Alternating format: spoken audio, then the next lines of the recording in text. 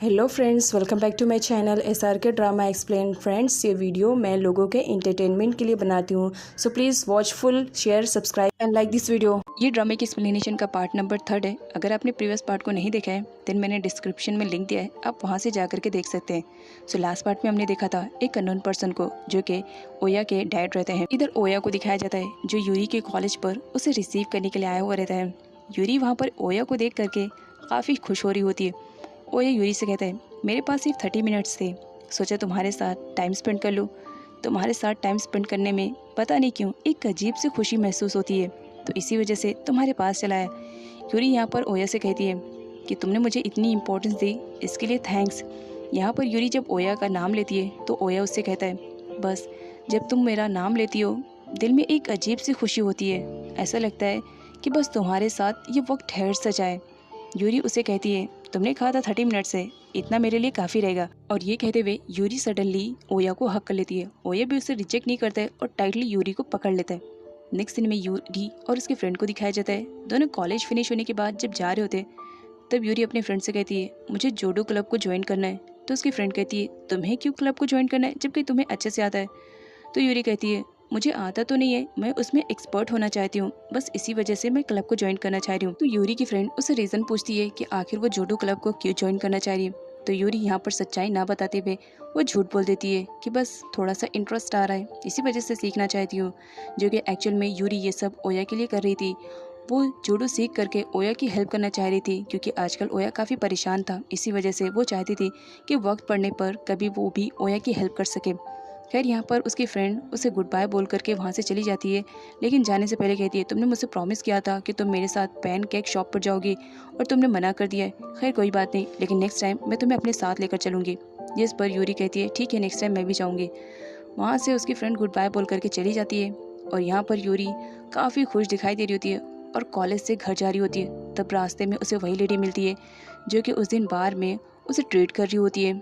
यहाँ पर वो उससे अपने साथ चलने के लिए कहती है। तो यूरी बहुत ज़्यादा डरी हुई रहती है, क्योंकि ओया ने उसे अच्छे से समझाया था कि किसी भी तरह या उस लेडी के साथ उसे जाने की ज़रूरत नहीं है, लेकिन वो लेडी कुछ ज़्यादा ही फोर्स कर रही होती है। इसी वजह से यूरी को ना चाहते हुए भी उसके साथ उसके रेस्टोरेंट में जाना पड़ता है। अब यहाँ पर सीन दिखाया जाता है रेस्टोरेंट का। यूरी उस आंट से पूछती है कि आखिर आप मुझे यहाँ पर क्यों बुला के लेकर आई हैं, क्या बात है? अगर मुझे कुछ इंपॉर्टेंट बात करनी है तो आप मुझसे बाहर ही कर सकते थे। तो वो लेडी कहती है, मुझे तुमसे कुछ इंपॉर्टेंट बात नहीं करनी है, एक्चुअल में तुमसे कोई मिलने के लिए आने वाला है और वो ही तुमसे बात करने वाला है। खैर मैं यहाँ पर तुमसे कुछ पूछने की कोशिश करना चाह रही हूँ, क्या तुम मुझे बताओगी? तो यूरी कहती है, अगर बताने वाली चीज़ रहेगी तो ज़रूर बताऊँगी। यहाँ पर आंट ओया और यूरी के रिलेशनशिप के बारे में बात करने लगती है कि वो लोग एक दूसरे को कब से जानते हैं, कब से डेट कर रहे हैं और रिलेशनशिप में कब से आए। यूरी शॉक्ड में थी कि आखिर आंट उससे क्या पूछना चाह रही है और इस तरह की बातें वो उससे क्यों कर रही है।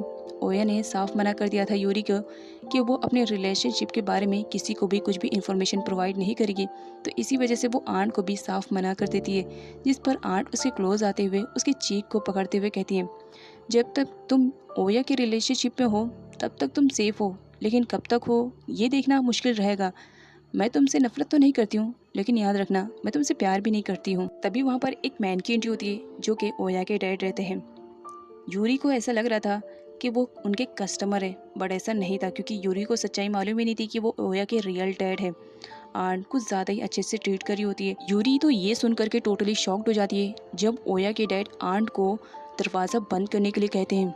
यूरी को कुछ भी समझ में नहीं आ रहा था कि वो करे तो क्या करे। वो एकदम से परेशान हो जाती है कि आखिर ये कस्टमर आने के बाद वो दरवाजे को बंद करने की परमिशन क्यों दे रहे हैं।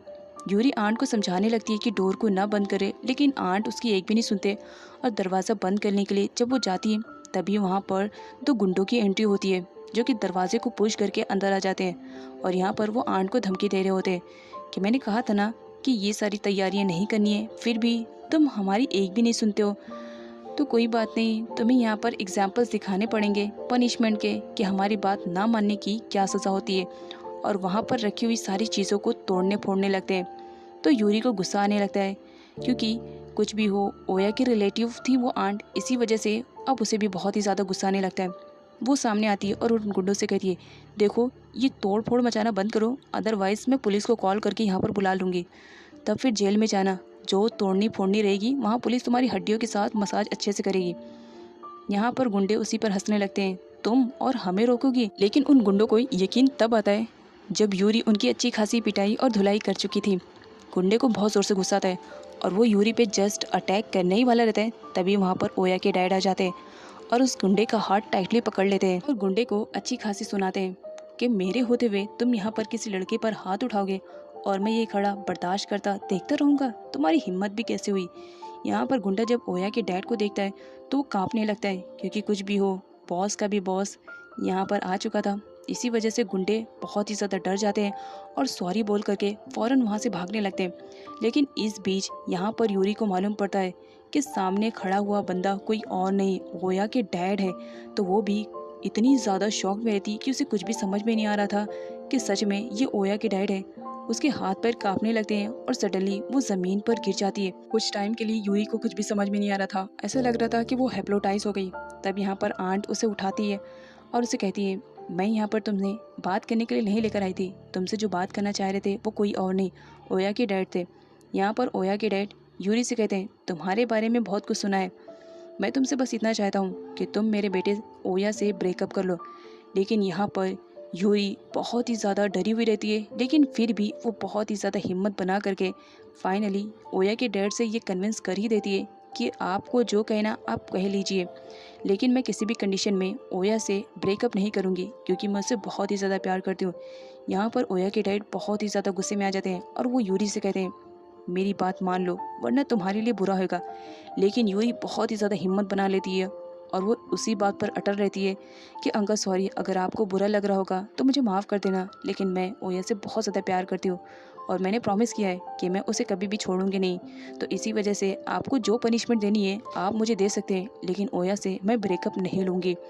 यहाँ पर ओया के डैड बहुत ही ज़्यादा गुस्सा कर रहे होते हैं यूरी पर कि एक छोटी लड़की मुझसे ज़बान लड़ा रही है और मेरी बात नहीं मान रही है। यूरी डरी तो थी लेकिन बहुत ही कॉन्फिडेंस में बात करी होती है। यहाँ पर आंट यूरी को देख करके अपने दिल ही दिल में कही जा रही होती है, सच में तुम ओया के लायक हो, इतना सब कुछ होने के बाद भी तुम कितनी बहादुरी से ओया के डैड का सामना कर रही हो।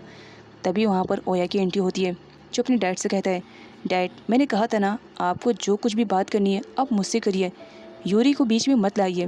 तब उसके डैड उससे कहते हैं, तुमसे तो मैं बाहर बात कर लूँगा, बात रही इस लड़की की तो इसे भी मैं हैंडल कर लूँगा, मुझे बताने की ज़रूरत नहीं है। यहाँ पर ओया यूरी से कुछ भी बात नहीं करता है और अपने डैड से मिलने के लिए चला जाता है। तब यहाँ पर उसके डैड उसे कहते हैं, मैं लास्ट चांस तुम्हें दे रहा हूँ और लास्ट टाइम तुम्हें समझा रहा हूँ, उस लड़की से ब्रेकअप करो, क्योंकि मैं अच्छी तरीके से जान रहा हूँ इस टाइप की लड़कियाँ सिर्फ पैसों के लिए मरती हैं और तुम जानते हो कि तुम याकूज़ा ग्रुप के सबसे बड़े हेड हो, सारा बिजनेस एम्पायर तुमसे ही है और तुम बहुत पैसे कमाते हो, ये बात हर किसी को मालूम है और इसी वजह से हर कोई तुम्हें अपने जाल में फंसाने की कोशिश कर रहा है। तो इसी वजह से तुम्हें बचाना मेरा काम है, उस लड़के से ब्रेकअप लो और अपनी लाइफ में दोबारा से आ जाओ। तब यहाँ पर ओया अपने डैड से कहता है, डैड सॉरी, अगर आपको मेरी किसी बात का बुरा लगे तो माफ़ कर दीजिएगा, लेकिन मैं यूरी को नहीं छोड़ सकता हूँ, मैं उससे बहुत ज़्यादा प्यार करता हूँ। आपको ज़रूर कुछ मिसअंडरस्टैंडिंग हुई है यूरी के रिलेटेड, आप जब उससे मिलेंगे तो आपको खुद ही समझ में आ जाएगा। लेकिन उसके डैड उसकी एक नहीं सुनते हैं और वहाँ से गुस्से में चले जाते हैं। तब यहाँ पर आंट ओया को कहती है, सच में तुम जिससे प्यार करते हो वो बहुत ही ज़्यादा स्ट्रॉन्ग है, तुम्हारे डैड के सामने बड़े बड़ों की तो सिटी पिटी गुल हो जाती है, लेकिन वो एक कॉलेज गर्ल फाइनली वो अपनी बात पर अटल रही, उसने कह दिया कि वो तुमसे ब्रेकअप नहीं करेगी तो इसका मतलब वो नहीं करेगी।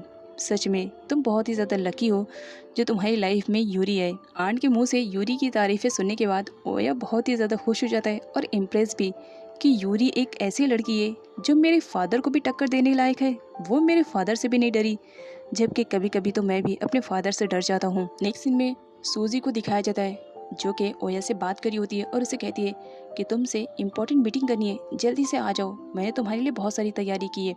और यहाँ पर दिखाया जाता है सूजी ओया के प्यार में एकदम से पागल हो चुकी थी और वो ओया को हासिल करने के लिए किसी भी हद तक गिर सकती थी।